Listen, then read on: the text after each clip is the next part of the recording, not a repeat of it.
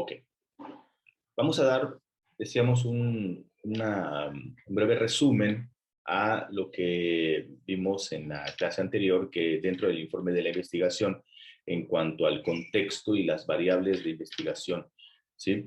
En el concepto nos dicen que las variables son factores que pueden ser manipulados y medidos, ¿sí? Y pueden ser los factores de cambio o las afectaciones del resultado de la investigación. Aquí es muy importante determinar, digamos, el concepto y los tipos de variables, porque la variable, digamos que es la parte medular, que es la variable dependiente, ¿sí? O técnicamente es el tema de la investigación propiamente. Y las variables independientes son las probables causas, ¿sí? O las probables soluciones, dependiendo de qué tipo de investigación o se va a realizar, pero esta va a estar digamos, en el concepto todavía de variable, es decir, no es un hecho como tal. Es importante que consideremos que a partir de estas variables vamos a proporcionar, o ustedes van a diseñar su instrumento, como son las encuestas, por ejemplo, ¿no? Porque a veces nos preguntamos, bueno, ¿y cómo hacer las encuestas, ¿no? ¿Qué reactivos son los que vamos a elaborar o cómo vamos a elaborar esos reactivos? Bueno, esas preguntas, pues, para nuestra encuesta, bueno, lo hacemos a partir precisamente de las variables independientes, ¿no? Decíamos en la clase que la variable dependiente es el resultado medible de esta manipulación, es decir, lo que conlleva, pues, la investigación, los resultados del diseño experimental. Y una variable independiente es digamos, el centro del experimento y es aislada y manipulada por el investigador, ¿sí? Es decir, la variable, decíamos, independiente va sola, es una sola. Y la variable dependiente pueden ser varias, ¿sí? Para hacer la redundancia, ¿verdad? eh, pueden determinar un número amplio de lo que las probables causas, decíamos, o soluciones del problema. Bien. También veíamos los ejemplos de variables. Por ejemplo, teníamos la variable dependiente, el crecimiento de un niño, porque es dependiente, eh, bueno, porque el caso del tema, el crecimiento de un niño sí puede variar, es decir, va a ir cambiando. Y la variable independiente pudiera ser la edad del niño, es decir, no sé si se acuerdan ustedes en el ejemplo, un niño puede tener 13 años, pero no todos los niños de 13 años van a tener la misma estatura, es decir, el crecimiento de un niño va a ir variando, ¿no? Pero la edad, en el ejemplo, ¿no? En la investigación, yo voy a elegir solamente a los niños o niñas de 13 años, por ejemplo, ¿no? Entonces, esa no va a variar porque ya la delimité dentro de mi tema, entonces no tengo por qué variarle, ¿no? Pero lo que sí va a variar, obviamente, será el crecimiento de estos menores, entonces esa será la dependiente. Otro ejemplo sería dentro de la variable dependiente es el sueldo mensual de un obrero y la independiente serían las horas trabajadas, ¿no? O sueldo mensual de cualquier persona, no de un obrero, sino de cualquier persona que trabaje. Bueno, eso sería la variable dependiente y la variable independiente serían las horas trabajadas. Y porque, bueno, yo puedo decir, voy a hacer la investigación acerca de las 8 horas reglamentarias que debe trabajar una persona. Bueno, pero resulta que dentro de esas 8 horas que trabajen un muestreo de 10 personas adultas, bueno, resulta que no todos perciben el mismo sueldo, a pesar de que todos tienen la misma variable independiente de trabajar las 8 horas. Eh, Otro ejemplo sería, dentro de la variable dependiente, es la cantidad de pintura necesaria para pintar una pared. Y evidentemente la independiente, es decir, la que no se puede mover es el área de la pared, ¿verdad? Si yo voy a pintar, decíamos, una pared de 3 por 3, ¿sí? Y me sobró pintura, obviamente no voy a construir otro metro cuadrado para que se me acabe la pintura. Lo que voy a hacer es quizás dar otra mano, es decir, otra pasada de pintura. Entonces, la variable independiente es el área de la pared, esa no se puede mover. La pared mide 3 por 3 en el ejemplo, entonces esa se queda ahí. Y la variable dependiente es la cantidad de pintura. ¿Por qué? Porque va a ir variando dependiendo de muchas cosas, ¿no? Dependiendo de la calidad de la pintura, dependiendo de cuántas pasadas le dé a, a esa, a esa pared, ¿no? Pero estoy pintando. Incluso el clima también puede ser una variable. Si hace mucho calor, si está lloviendo, evidentemente va a tardar en secar o la pared va a estar muy húmeda, qué sé yo. Entonces, sí, espero que quede claro aquí, ¿no? Cuáles son los dos aspectos.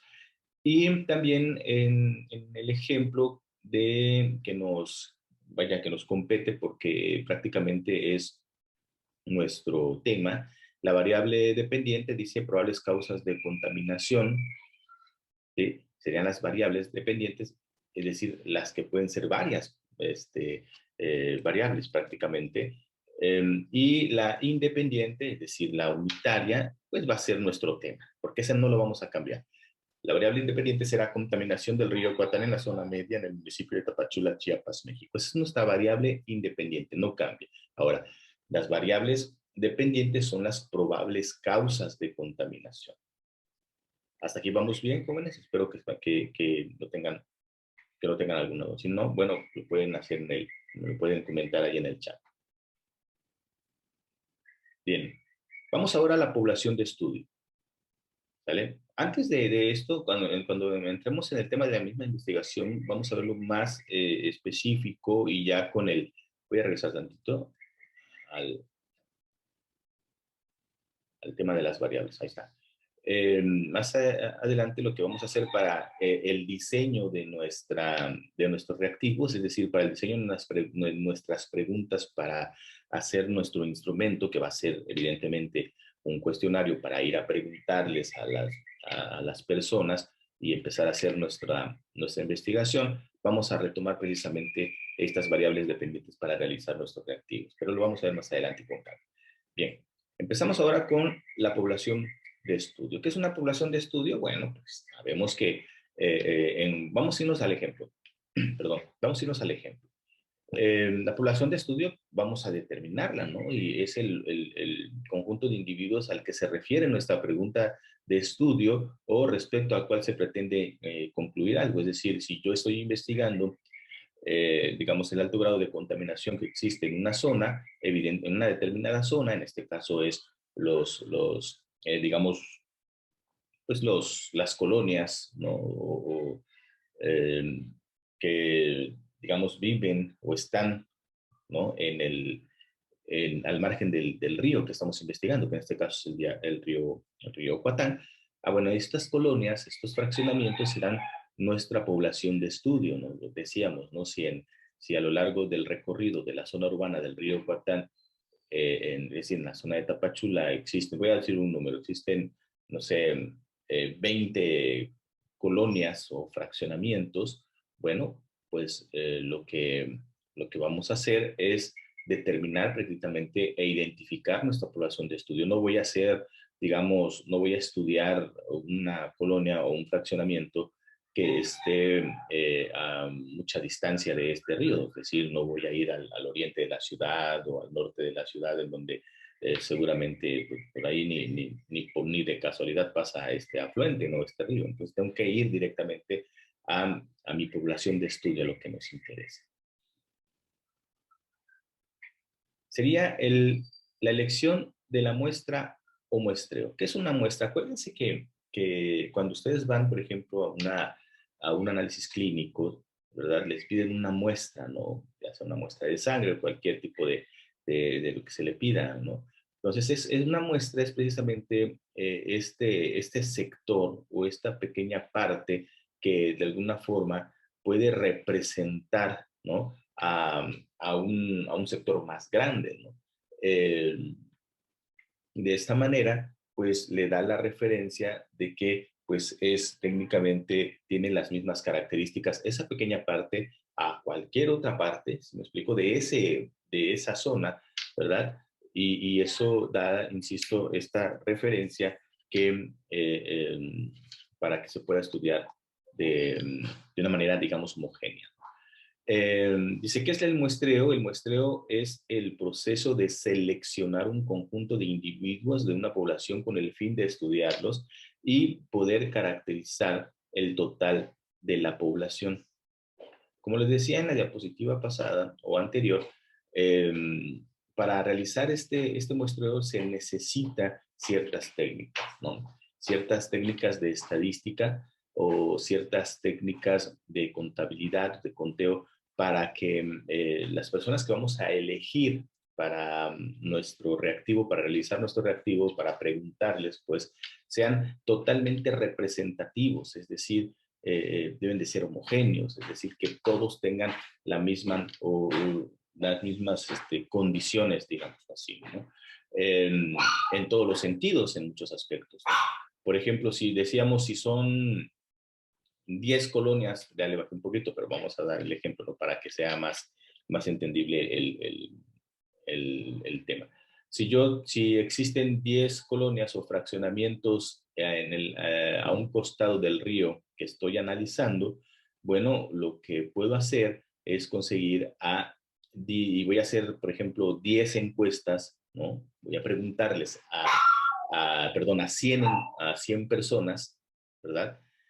Bueno, lo que puedo hacer es elegir a 10 personas por cada fraccionamiento o por cada colonia que existe, digamos, a los lados de los ríos, de manera que sea homogéneo. No puedo preguntarles si a 50 personas solamente de un fraccionamiento y las demás, así como que dos a otro fraccionamiento, una a otra colonia y así sucesivamente, porque no sería nada homogéneo. Es decir, ahí pues estaría totalmente manipulado porque quizá esa colonia en donde no sé,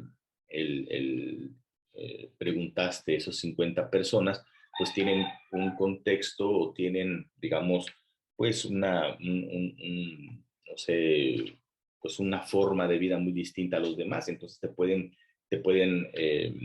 digamos, bueno, manipular la información. Entonces lo que tienes que hacer prácticamente es hacer precisamente este muestreo, ¿no? En donde, por ejemplo, elijas, decíamos, a 10 personas por cada fraccionamiento o por cada colonia, y de esas 10 incluso pueden ser 10 mujeres y 10 hombres, ¿no? Entonces, de esta manera ya se plantea de una manera de una forma muchísimo más homogénea, ¿no? Pero bueno, ahí está. Dice que hay dos tipos de muestreo, que es el muestreo no probabilístico, que también es no aleatorio, o el muestreo aleatorio simple. Bien, empezamos con el primero, la elección de la muestra o muestreo, que es muestreo no probabilístico, es decir, el no aleatorio. En este tipo de muestreo puede haber clara influencia de la persona o personas que seleccionan la muestra, o simplemente se realiza atendiendo a razones de comodidad. Ojo, no es un tipo de muestreo riguroso y científico, dado que no todos los elementos de la población pueden formar parte de la muestra. Fíjense bien, aquí es cuando el investigador, o entre comillas, o la persona que se va a indagar de ciertos aspectos, pues se vale de ciertas artimañas, o simplemente para tener más comodidad, ¿no? De que no le sea tan difícil, ¿no? Para realizar sus encuestas o las preguntas que van a elaborar, ¿no? Por ejemplo, conviene o convendría, o si puede ser conveniente para la persona que va a realizar este muestreo, bueno, que lo haga, ¿no? Quizá al fraccionamiento que queda más cerca a su domicilio, ¿no? Para no estar caminando tanto, o para no ir más lejos. Otra que quiera dar, no sé, quizá algún énfasis en cierta colonia o en cierto fraccionamiento, y no a los demás. Bueno, eso se vale siempre y cuando, digamos, lo retomes o lo tengas en cuenta en el tema de tu investigación, ¿no? Porque ahí tienes que delimitar. Ya no sería, por ejemplo, el alto grado de contaminación del río Guatarena, ya sería en el fraccionamiento, no sé, Framboyanes en el municipio de Tapachula, Chiapas, ¿me explico? Entonces ya se va a delimitar mucho más tu investigación, entonces sí es totalmente aceptable que toda tu investigación, pues obviamente ya estás delimitando que va a ser en ese lugar y no en todos, ¿verdad? Pero si tú pones en la zona urbana de municipio de Tapachula, pues evidentemente no va a entrar solamente ese fraccionamiento, sino tienen que entrar todos los que de alguna forma están cerca del río, ¿me explico? Entonces, esta forma de muestreo, que es probabilístico o no aleatorio, no digo que esté mal, porque existen algunos temas en donde no meramente es una investigación científica, pero sí puede ser una investigación un poco más superficial, en donde a manera de rapidez o la, digamos, eh, la premura del tiempo ya necesita cierta información, bueno, lo puedes hacer de esta manera, pero no puede llevar, digamos, el icono de un proceso de investigación, propiamente dicho, porque no está siendo totalmente homogéneo. Por ejemplo, si hacemos una encuesta telefónica, dice por la mañana, las personas que no tienen teléfono o que están trabajando no podrán formar parte de la muestra, ¿no? Las encuestas telefónicas son muy comunes cuando existen, cuando son tiempos electorales en nuestro país, es decir, cuando hay votaciones. Ustedes, no sé si quizá alguna vez escucharon, ¿no? Ahora el teléfono fijo ya no es tan, digamos, tan común, pero anteriormente en el teléfono fijo es donde hablaban este tipo digamos, empresas que se dedicaban a hacer este tipo de muestreo y preguntaban vía telefónica cuál era su candidato ideal, ¿no? Pero evidentemente es una muestra no aleatoria, porque ¿qué pasa con aquellas personas, dice ahí, que no tienen teléfono, no tenían teléfono fijo en ese entonces? ¿O qué pasaría con las personas que si las preguntas las hacían en la mañana, pues todo el mundo va pues todo el mundo va a trabajar, ¿no? La mayoría. Entonces, evidentemente, ahí digamos que se contamina, si me permiten esta expresión, en dar pues alguna información al respecto. Es decir, no existe una veracidad en las respuestas que se dan en este tipo de muestreo. Bien, está el muestreo aleatorio simple, dice, todos los individuos tienen la misma probabilidad de ser seleccionados. Es decir, la selección de la muestra puede realizarse a través de cualquier mecanismo probabilístico en la que todos los elementos tengan las mismas opciones de salir. Es decir, aquí este sí es un proceso de investigación. ¿Me explico? Porque existe algo que se llama homogeneidad, es decir, está todo homogéneo, todos tienen la misma posibilidad de ser elegidos, ¿verdad? Si yo voy a agarrar a 10 personas de cada fraccionamiento, de cada colonia que esté que esté ubicada en un costado del río Cuatán, ¿me explico? Entonces, todos los habitantes de esas colonias o de esos fraccionamientos tienen la misma posibilidad de ser elegidos, todos, ¿verdad? ¿Por qué? Porque todos tienen el mismo problema o todos tienen la misma situación o todos tienen un contexto similar, ¿verdad? Y para hacer esto, evidentemente, necesitas ir al lugar, necesitas hacer un censo, necesitas tocar de puerta en puerta prácticamente eh, para, bueno, en el sentido, ¿verdad? No me refiero a que a todos los que viven ahí, pero sí de alguna forma para poder ser lo más veraz posible. ¿Me explico? Entonces, sí es importante que este método, que es el método también denominado como aleatorio simple, ¿sí? Es el más, digamos, el más recomendable para realizar, bueno, de hecho es el único para utilizar, digamos, o para hacer una investigación científica propiamente. Bueno, la siguiente clase vamos a ver lo que es el diseño de instrumento de investigación. Acuérdense que cuando hablamos sobre un instrumento, nos referimos pues a la herramienta que nos va a servir para poder captar toda la información, ¿verdad? Así como un instrumento musical nos sirve para pues para determinar o para sacar ciertas notas y una melodía y darle y transformar prácticamente una información a otra. Bueno, cuando se habla de un instrumento de investigación, se le va a denominar a todas esas herramientas que nos van a servir para poder recabar toda la información. ¿Sí? ¿Y cómo se recaba la información? Preguntando.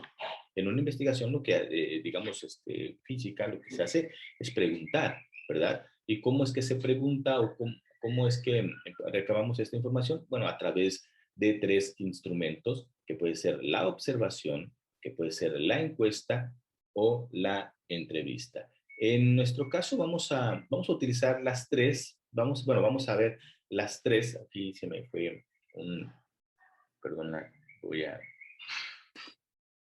ahí está, perdón. Vamos a hacer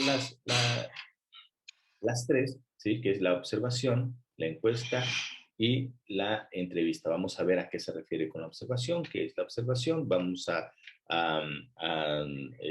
ver sobre la encuesta, vamos a diseñar una encuesta, que es lo que decíamos, y vamos a retomar el tema de las variables, ¿verdad? Para poder retomar este tipo de instrumento que es la encuesta. Y también vamos a ver la importancia de la entrevista, que si bien es cierto, no podemos de alguna forma tomar la confianza al 100% de las entrevistas, ¿verdad? Que también son parte fundamental, o más bien esto va a depender de los temas.